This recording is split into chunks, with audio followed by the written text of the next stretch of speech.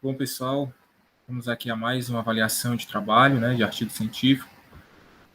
Então, vou aqui apresentar o trabalho que a gente vai estar avaliando hoje.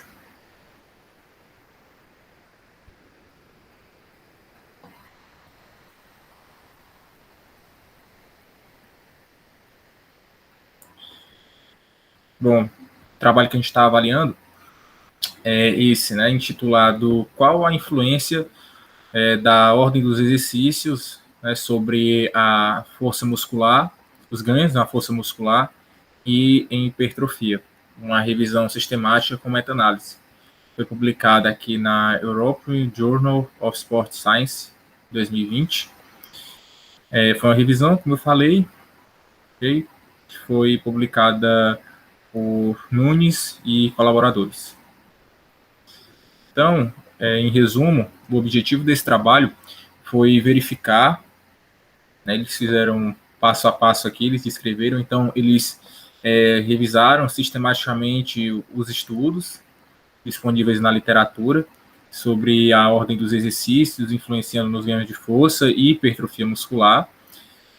Os resultados que eles obtiveram, eles colocaram, né, quanto possível, na meta-análise, e no final eles proveram algumas recomendações quanto à prescrição do treinamento de resistência, né, os programas de treinamento de resistência, baseados aí nessa questão da ordem dos exercícios, ok? Então, o objetivo deles foi esse, certo? Eles tiveram aí alguns objetivos que foram sumarizar os dados para colocar na meta-análise. Como introdução, para a gente fazer aqui um apanhado geral sobre a problemática aqui tratada no trabalho, eles falam um pouco sobre o treinamento de resistência, né, as variáveis que compõem os programas de treinamento, né, quando você vai elaborar. E dentro dessas variáveis, né, além do volume, da intensidade, nós temos também as variáveis estruturais. Dentro dessas variáveis estruturais está a ordem do treinamento, né, a ordem dos exercícios, na verdade, que você vai incluir ali no treinamento. Então, aqui ele cita o ACSM, né, o American College of Sports Medicine, sobre a posição dele de colocar, falando, né, que os profissionais trabalham com exercício deveriam colocar os exercícios multiarticular, primeiramente, e depois os exercícios uniarticulares, né? Ele coloca como SJ, que os single joints, e ele também reporta que na literatura, né, entretanto, né, apesar dessa recomendação do ACSM, na literatura existe uma divergência em relação a essa recomendação, né? Então, não há nada consensual, digamos assim, né, em relação a esse quesito. Aí, diante disso, eles resolveram fazer uma revisão sistemática e fazer uma meta-análise também, né? Eles publicaram aqui nesse trabalho justamente para tentar sanar essa dúvida, né, ou pelo menos dar um norte sobre essa questão. Eles tiveram, né, como proposta analisar, não de forma narrativa, mas de forma sistemática, o trabalho, okay, para tentar elucidar essa questão.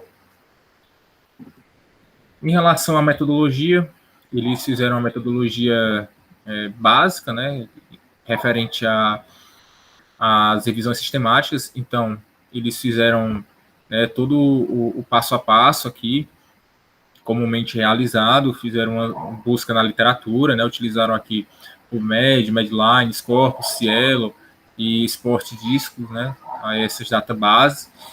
Eles realizaram o processo de busca até, se não me engano, 13 de fevereiro, né, ou em 13 de fevereiro aqui, de 2020. E eles analisaram, né, a partir dessas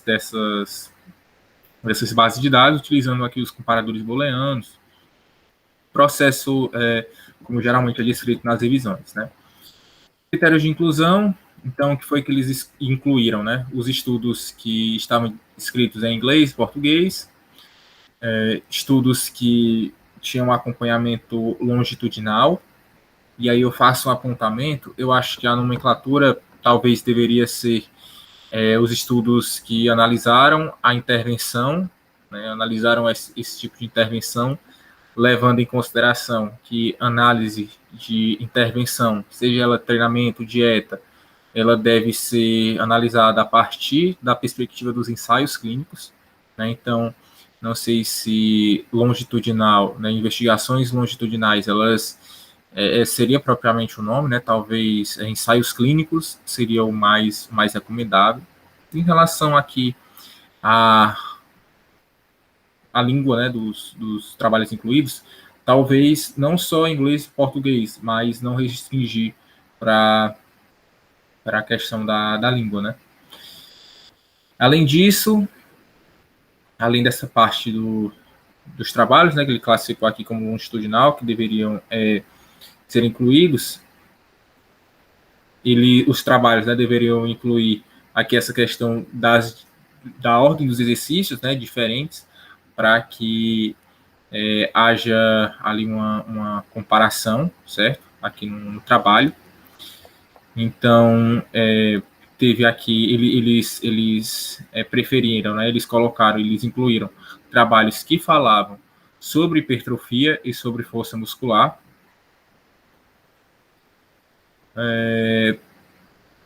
Aqui ele vai falando mais coisa também em relação aos trabalhos que foram incluídos. Em relação aos exercícios, né? O programa de treinamento tinha que ter no mínimo dois exercícios, né, incluídos no protocolo de treinamento, 2 exercícios de resistência, porque é o número mínimo que dá para você fazer essa comparação de ordem dos exercícios. O prazo da intervenção foi de, no mínimo, 6 semanas, e eles classificaram como direto ou específica mensuração de hipertrofia, quando os autores analisaram essa hipertrofia por ressonância magnética, tomografia computadorizada, o bemol de ultrassom e biópsia muscular. Eles classificaram como mensurações indiretas de hipertrofia o DEXA, né, essa avaliação feita pelo DEXA, pesagem hidrostática, bioimpedância e pletismografia por deslocamento de ar e por dobras cutâneas também.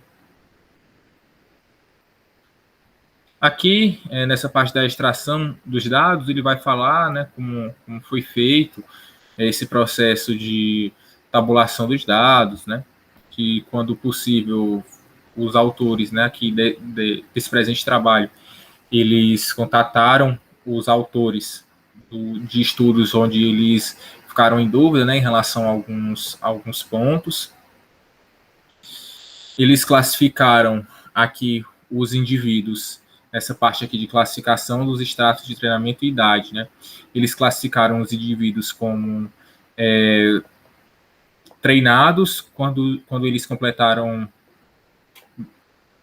quando eles tinham até pelo menos 6 meses de experiência com um treinamento resistido. E em relação à idade, os participantes eles foram estratificados em 3 grupos.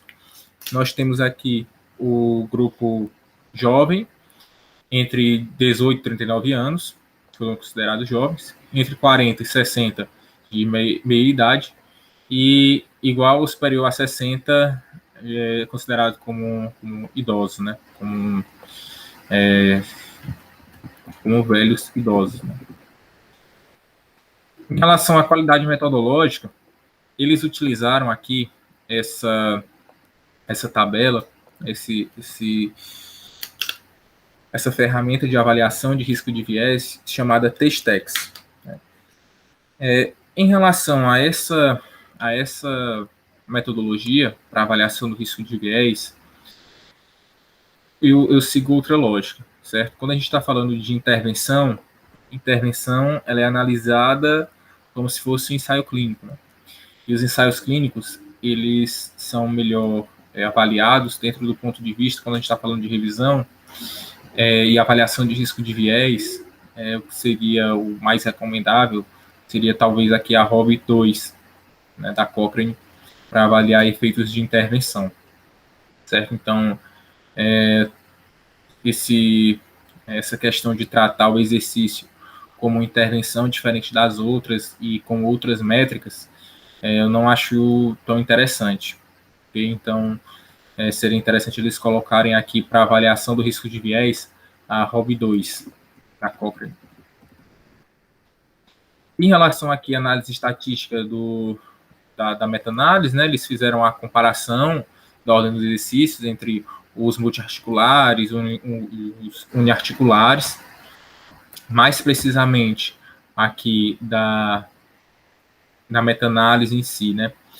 Eles fizeram um teste de sensibilidade, no qual eles aqui nessa região ele fala, né? Eles fizeram esse teste de sensibilidade, no qual eles excluíram estudos que mensuraram hipertrofia por dobras cutâneas, né, que não é um método fidedigno quando a gente está falando de publicação científica, né? Então, nessa parte aí eles acertaram. Gostei quando eles excluíram, porque dobras cutâneas é interessante você verificar no seu dia a dia, como personal trainer, como nutricionista, mas quando a gente vai colocar isso no trabalho científico, é interessante uma medida de precisão, é uma medida mais fidedigna. Caso DEXA, a pletismografia, a ressonância magnética, né, considerado padrão ouro, aí nesse tipo de análise, né. O padrão ouro para a composição corporal, assim, se a gente for levar ao pé da letra, seria a dissecação, né, mas no contexto desses trabalhos, né, dos ensaios, o mais interessante seria aí a ressonância magnética.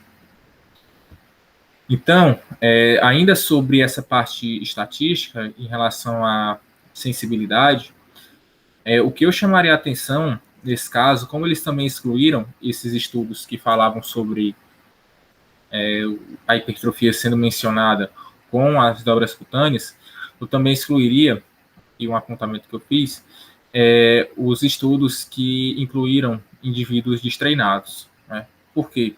Porque quando tu vai incluir trabalhos com treinados e trabalhos com destreinados, a gente sabe que os indivíduos destreinados, eles respondem basicamente a tudo que você colocar, ali respeitando o período de descanso, né? Então, os dados, eles podem ficar um pouco confusos, né? Imprecisos. Então, eu retiraria quem é considerado destreinado.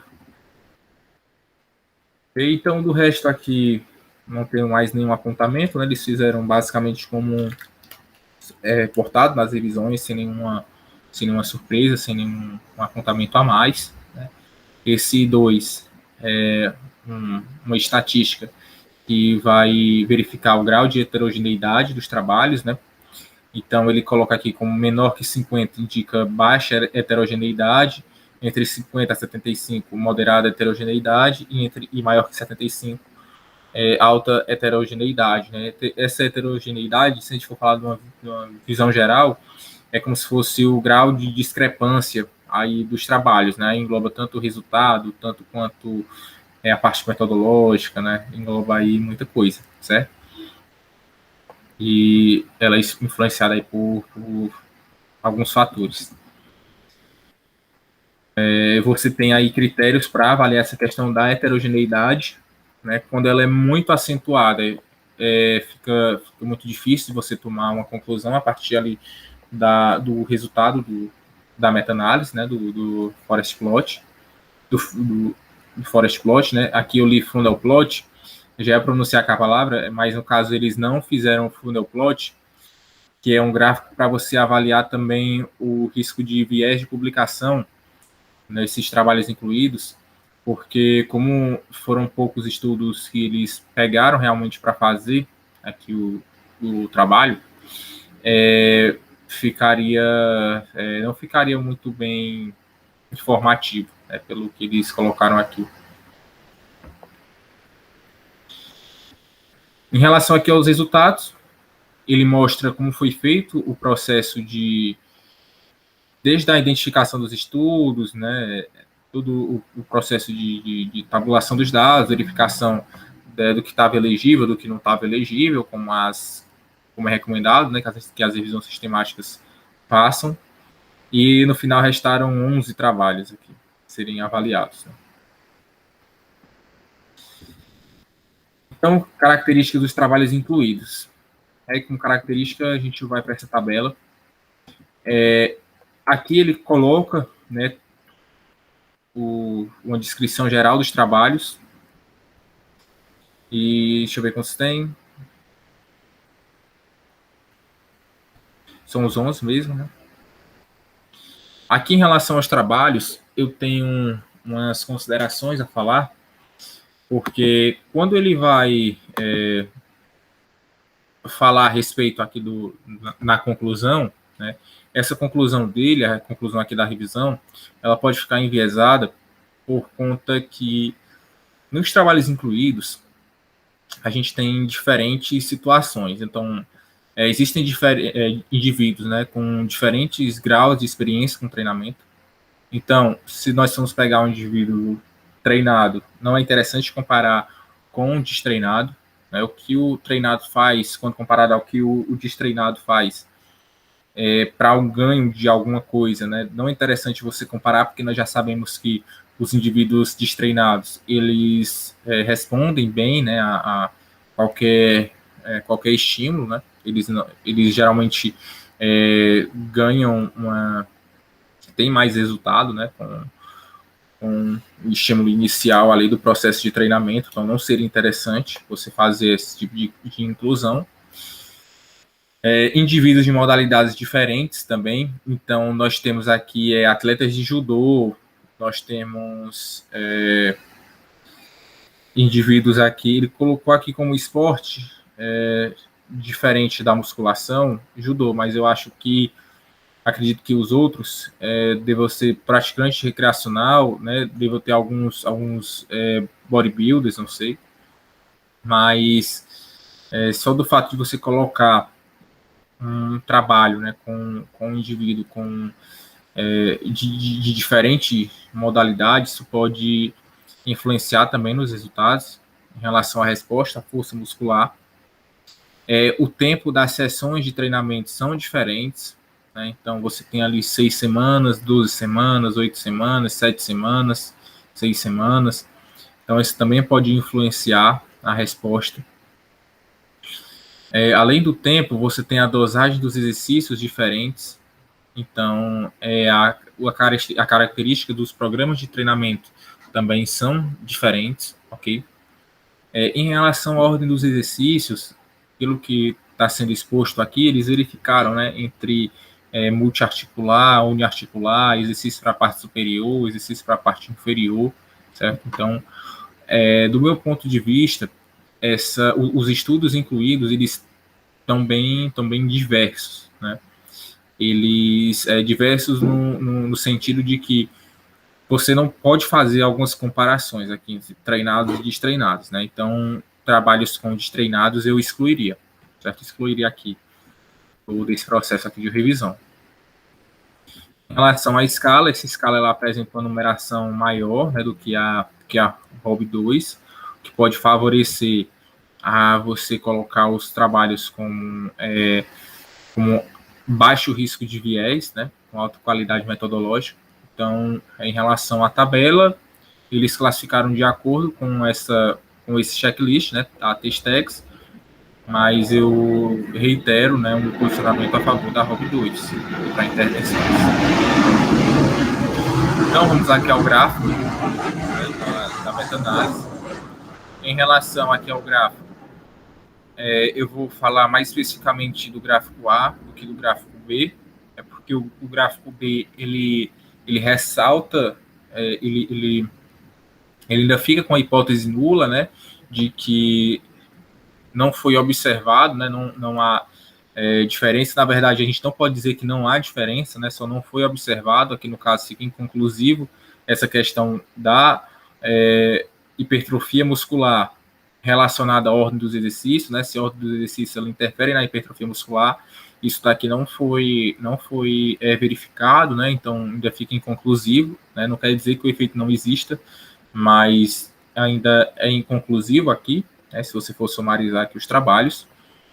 Então, quanto a isso, pode ser por N fatores, né? Discrepância na metodologia e tudo mais, mas não há uma conclusão sobre esse aspecto, né, de a ordem dos exercícios influenciar na hipertrofia muscular a partir desse trabalho. Em relação à força muscular, uma coisa me chamou a atenção. A gente tem 1, 2, 3, 4, 5, 6, 7, 8 trabalhos, né? Desses 8 trabalhos, nós temos aqui a linha de nulidade, e dos 8, 7 cortam a linha de nulidade, né? Aqui esses 2 e esses 5 aqui. Só um não vai cortar a linha de nulidade. O que é cortar a linha de nulidade, né? Para quem não está muito por dentro disso.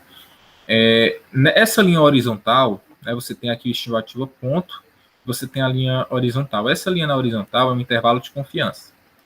Esse intervalo de confiança, como você está mensurando aqui a força muscular, e é uma variável contínua, em variáveis contínuas, dentro dessa perspectiva aqui da revisão, dentro dessa perspectiva aqui da meta-análise, essa linha de nulidade ela assume o valor zero.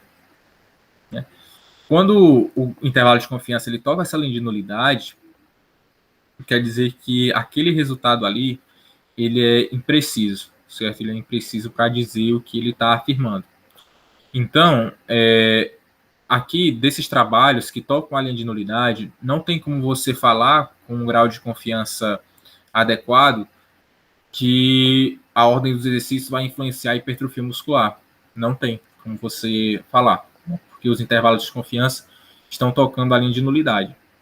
Só que o que me chama a atenção é esse trabalho de Dias e colaboradores em 2010.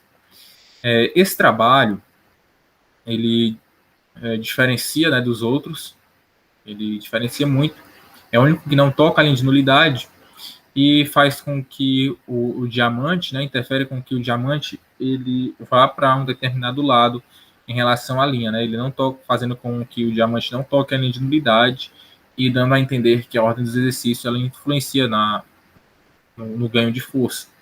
Só que se a gente for para analisar, esse trabalho de Dias e colaboradores de 2010, ele foi feito aqui, ó, com destreinados, né? E destreinados, eles, como eu disse, eles respondem a qualquer processo de treino, né? Geralmente.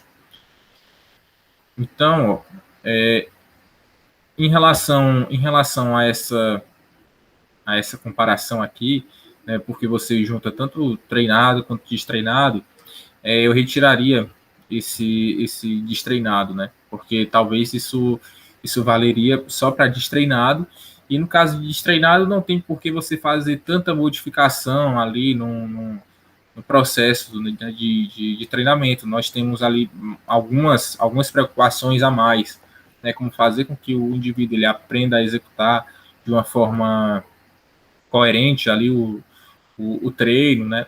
O exercício, que ele mantenha ali a sua frequência, né, na sessão dos exercícios, dos treinamentos. Então, do ponto de vista, né, de você avaliar esse resultado e levando em consideração o trabalho de Dias, se esse trabalho aqui fosse excluído, muito provavelmente também esse dado, assim como o da hipertrofia muscular, né, ele também ficaria aqui na linha de nulidade, se tornando inconclusivo também essa questão. Então, como eu falei para vocês, né, eu acho que seria interessante excluir, né, no caso, esse dado aqui, para que a gente possa ter uma avaliação um pouco mais justa, né, porque ele foi feito com indivíduo destreinado. Em relação aqui à discussão, eu geralmente não leio muita discussão dos trabalhos, né, porque o que foi feito no trabalho, né, o que eles querem demonstrar foi até aqui o resultado. Na discussão, ele vai tentar defender o ponto de vista, né, geralmente os autores vão tentar defender o seu ponto de vista aqui, mostrar alguns dados discrepantes, mas como o foco é esse trabalho específico, então a gente vai aqui dos resultados para a conclusão, certo? Porque a discussão é referente a você pegar o que foi achado e tentar corroborar com a literatura ou ver alguns pontos discrepantes. Em relação à conclusão, eles falam, né, que o resultado dessa revisão indica que a ordem dos exercícios influencia nos ganhos de força muscular. Eu discordo dessa conclusão, então, pelo motivo que eu falei, né? Então, acredito que essa situação aqui, ela ainda seria inconclusiva, certo? Porque também, se a gente for parar para pensar, né? Força muscular, o trabalho de força muscular ele é específico muito de cada modalidade, né? Então, esportes coletivos, você pode trabalhar de uma determinada forma.